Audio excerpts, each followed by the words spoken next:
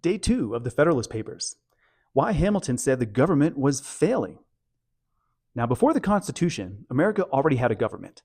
And by 1787, that government was so broken that Hamilton said the country was on the edge of a collapse. This is the argument that was made for the case of starting over. Now, Federalist number 15 is Hamilton's diagnosis.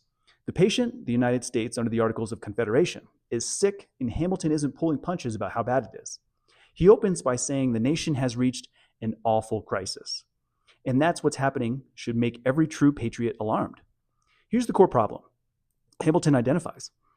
The Articles of Confederation couldn't actually govern, and the reason is structural, not a matter of bad people or bad intentions. Now, under the Articles, Congress could pass laws but had no power to enforce them under individuals.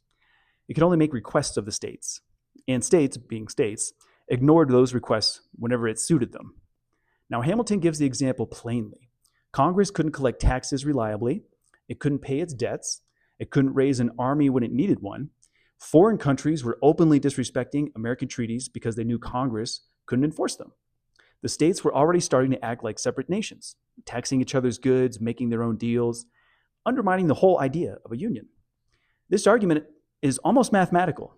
A government that can only act on states, not on people, isn't really a government at all. It's a suggestion box, and nobody's reading the suggestions. Now, Hamilton's diagnosis in Federalist 15 is the entire justification for what the Constitution does differently.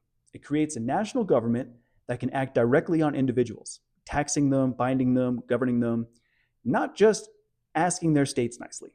Now, whether you think that went too far or not far enough is the argument America has been having ever since.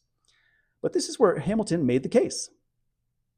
Now, tomorrow, the most famous Federalist paper ever written, Madison's argument for why a big republic is actually safer than a small one. Factions, self-interest, and how to stop one group from taking over everything. Like and subscribe. Constitution actually drops a new video every day.